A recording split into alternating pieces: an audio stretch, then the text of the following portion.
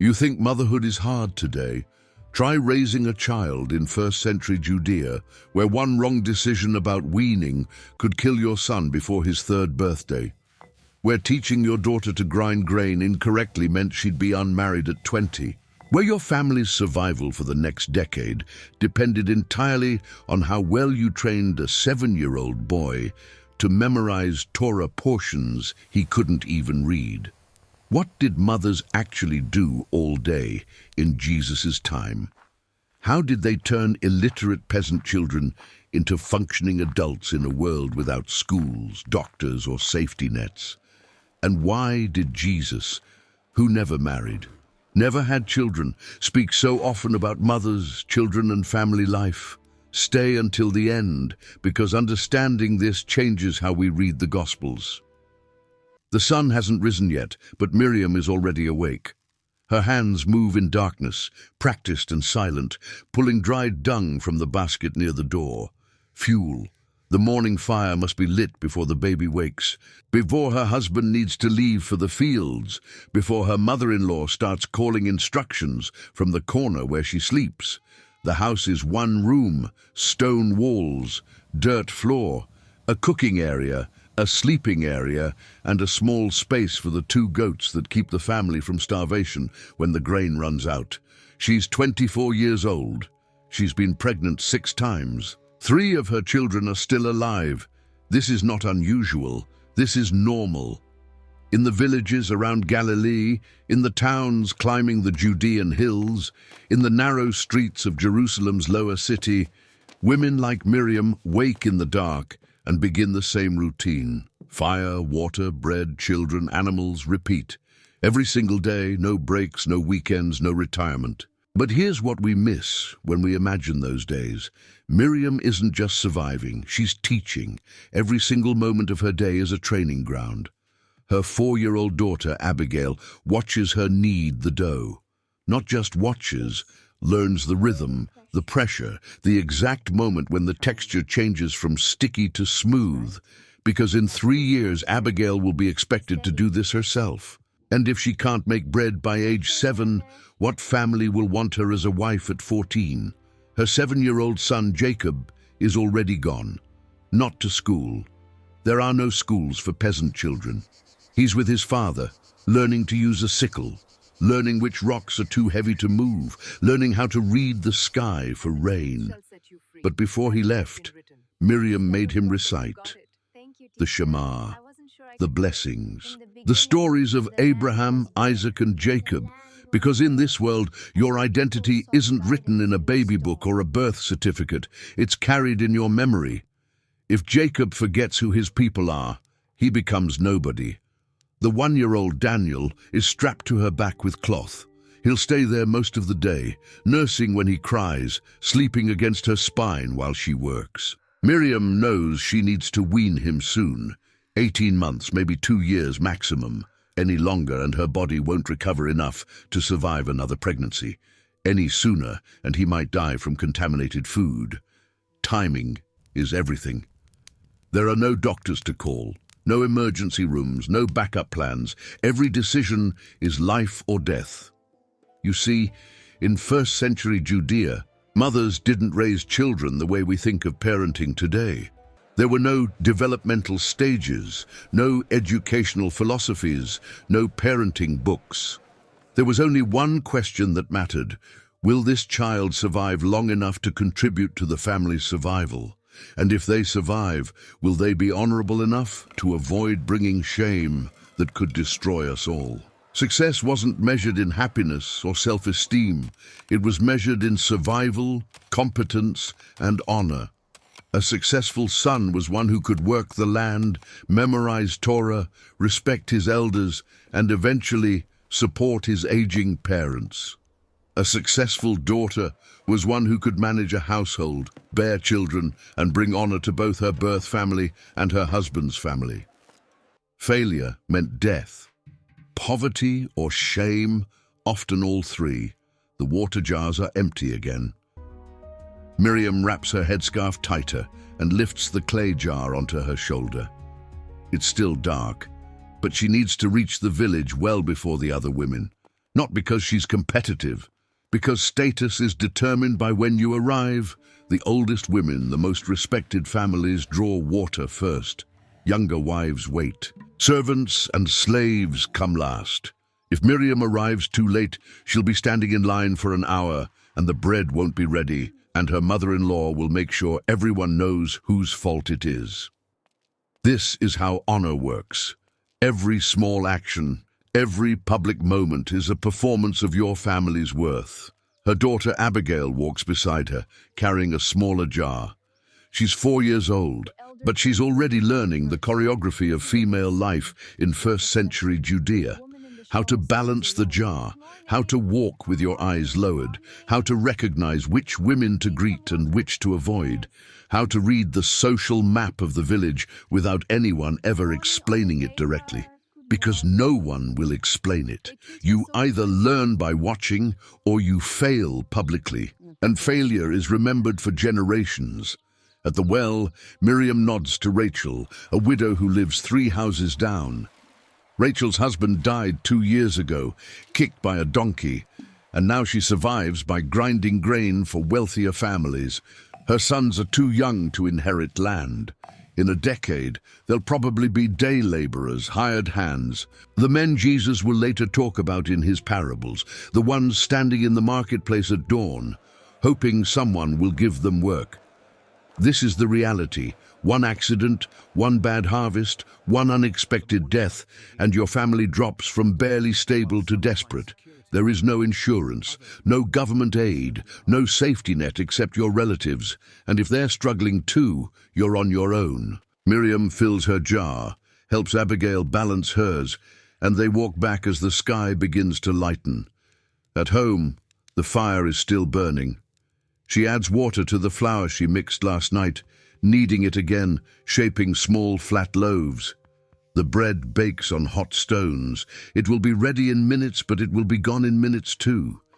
Her husband will eat first, then her son, then her mother-in-law. Then Miriam and Abigail will eat whatever remains. This is not cruelty. This is logic. The man who works the field needs the most food. The boy who will inherit needs to grow strong. The elder deserves respect. Women and young girls can survive on less. It's a harsh calculation, but in a world where food scarcity is constant, harsh calculations keep people alive. While the bread cools, Miriam nurses Daniel and teaches Abigail to spin thread. There's a drop spindle in the corner, a simple wooden tool that every woman in Judea knows how to use. Abigail's fingers are clumsy. The thread breaks. She cries. Miriam doesn't comfort her with soft words or distractions. She shows her again and again, because competence isn't optional. A girl who can't spin thread, weave cloth, sew garments, and repair what tears will be a burden to her future husband's family. And a burden gets divorced, sent back in shame or worse, trapped in a marriage where she's despised. Love is present, but it's expressed through relentless training. Jacob returns at midday, exhausted, his hands blistered from pulling weeds. He's 7 years old. He should be playing. But childhood, as we understand it, doesn't exist here.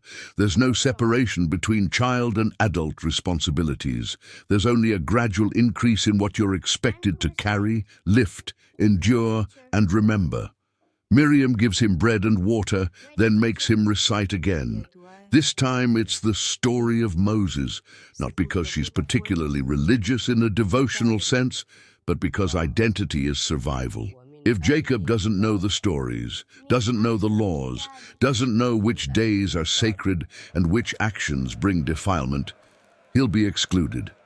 And exclusion in this world doesn't mean loneliness. It means economic death. No one will trade with you. No one will hire you. No one will marry your children. You are only as valuable as your place in the community. As the afternoon heat builds, Miriam takes Abigail to help with the goats. They need to be moved to a different patch of scrub, milked, checked for injuries. The milk will be turned into cheese, one of the few ways to preserve protein for more than a day. Abigail watches her mother's hands press the curds, squeeze out the whey, form small rounds that will dry in the sun. Another skill, another layer of competence. There are no compliments, no stickers, no praise for effort. There's only the silent expectation that you will learn, because your survival depends on it. By evening, Miriam's body aches in 12 different places. Her back from carrying Daniel all day, her shoulders from the water jar, her knees from kneeling at the grinding stone, her hands from kneading, spinning, milking, and scrubbing. She's 24, but her body feels 40. Most women her age look the same, worn down, bent forward, faces creased by sun and exhaustion. But the day isn't over. Her husband, Joseph, returns from the fields and immediately begins teaching Jacob. Not reading, Joseph can't read.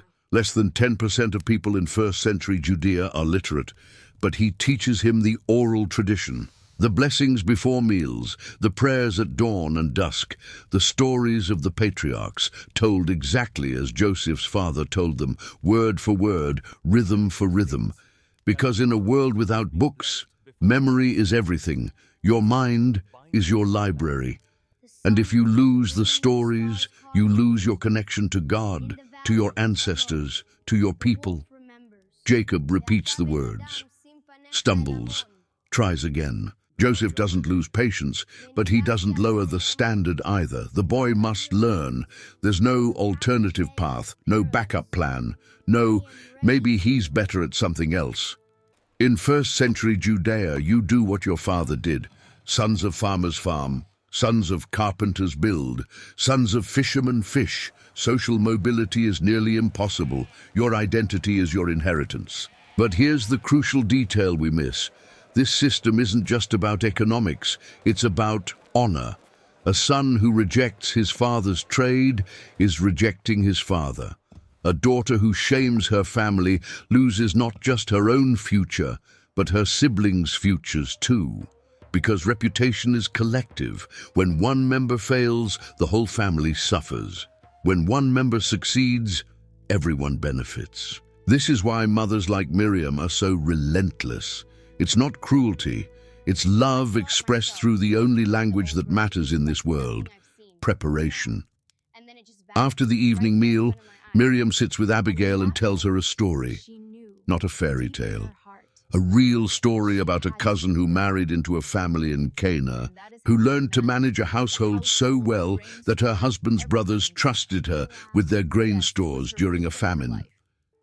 Abigail listens, wide-eyed. She doesn't yet understand that this story is a map, a blueprint, a vision of what success looks like for a girl in first-century Galilee. Success is competence, trustworthiness, the ability to manage scarcity without complaint, the wisdom to navigate family politics without creating division, the strength to bear children and raise them to adulthood, the endurance to work from before dawn until after dark, every single day, for decades, without breaking. No one talks about happiness.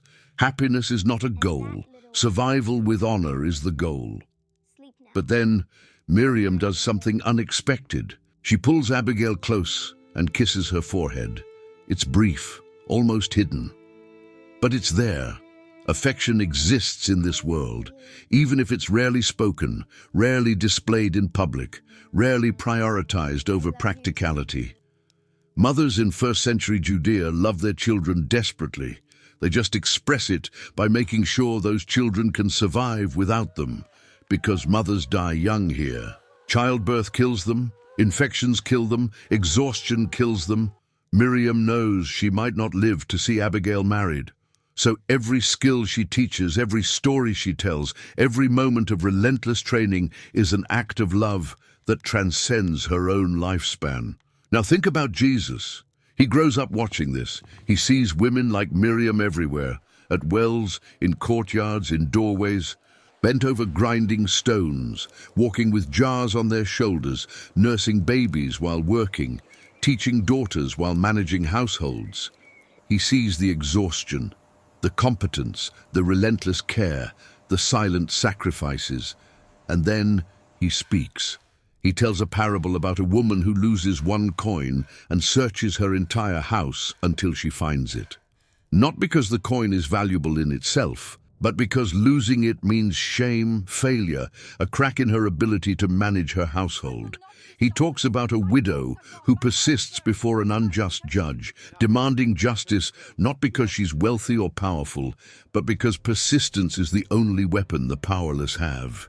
He tells his disciples that unless they become like children, vulnerable, dependent, trusting, they can't enter the kingdom of God. These aren't abstract metaphors.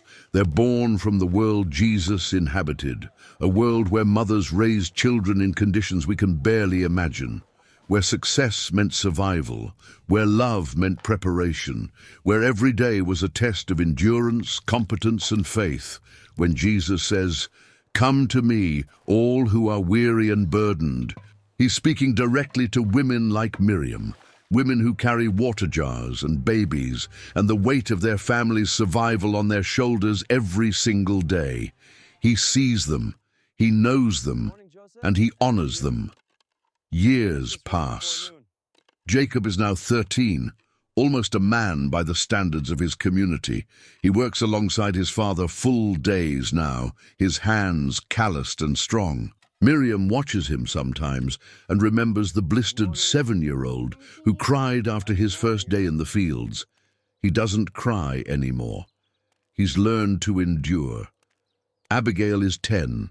She can grind grain, bake bread, spin thread, weave cloth, manage the goats, and carry a full water jar without spilling a drop. She knows which herbs stop bleeding, which prayers to say before meals, and how to read the social hierarchies of the village without making mistakes. In 4 years, some family will approach Miriam's husband about a marriage arrangement. And because Abigail is competent, because she's been trained relentlessly, because her mother poured years of knowledge into her, that arrangement will be favorable. Daniel is 6 now, no longer strapped to his mother's back. He follows Jacob everywhere, mimicking his older brother's movements, learning by watching, absorbing the rhythms of male life in first-century Judea. Miriam is 30. She's pregnant again, her 8th pregnancy. She's lost 3 children, 2 before their 2nd birthdays, 1 at birth. The grief is always there, a weight beneath every breath, but there's no time to stop, no time to process. The living children need her. The household doesn't pause for mourning. This is the reality that shaped Jesus' world. Mothers didn't raise children with the promise of safety or certainty. They raised them knowing that death was near, that disaster was one harvest away, that survival required constant vigilance, unrelenting work, and skills passed from generation to generation with precision. And yet, in this brutal context, something remarkable happens. Communities form, families endure, faith deepens. Not because life is easy, but because facing hardship together creates bonds that abstract comfort never could. When Jesus speaks about the kingdom of God, he doesn't describe a distant paradise. He uses images from daily life. A woman kneading yeast into flour, Miriam's hands, kneading at dawn. A shepherd searching for one lost sheep, the kind of desperate search a mother conducts when her child wanders too far from the house. Seeds falling on different types of soil, the same soil Jacob and his father work every day, knowing that everything depends on where the seed lands. Jesus' teaching isn't theoretical, it's incarnational, rooted in the dirt, sweat, exhaustion, and persistence of ordinary people doing extraordinary things every single day. The mothers of first-century Judea raised successful children not through gentle encouragement or praise, but through relentless training in competence, honor, and communal identity. They taught survival skills alongside sacred stories. They prepared their children for a harsh world by refusing to shield them from reality. They loved by equipping, not by protecting. And their children survived. They grew into farmers, builders, fishermen, mothers, fathers. They carried the faith forward. They passed the stories to the next generation. They endured occupation, poverty, and loss, and still maintained their identity as God's people. This is the world Jesus honored when he said, "Let the little children come to me." Not because childhood was idealized or innocent, but because children represented vulnerability, dependence, and the necessity of being taught. Jesus himself was raised by a mother like Miriam, a woman who taught him to pray, to work, to remember the stories, to navigate honor and shame, to endure hardship without complaint. Every time you read the Gospels now, remember this. Remember that when Jesus talks about daily bread, he's talking about the bread Miriam needed before dawn. When he talks about water, he's talking about the jars women carried on their shoulders. When he talks about mothers and children, fathers and sons, he's talking about real people in real houses with real struggles. The Christian faith didn't emerge from abstract theology. It emerged from the lived reality of ordinary people doing ordinary things with extraordinary faithfulness. Mothers raising children in impossible circumstances, fathers working land that barely sustained them, families holding together when everything threatened to tear them apart. And in the middle of all that struggle, God became flesh. He entered the mess. He lived it. He honored it. He transformed it into a message of hope that has endured for 2 millennia. Because the gospel isn't about escaping reality. It's about God entering reality and showing us that even here, especially here, in the exhaustion and the dirt and the relentless work of raising children who might not survive, there is sacred purpose. There is divine presence. There is hope. If this deepened your understanding of the world Jesus knew, if it changed how you read the Gospels, take a moment to like this video and subscribe, and leave a comment. What part of first-century motherhood surprised you most? Your engagement helps this kind of content reach others who are hungry for historical context that strengthens faith.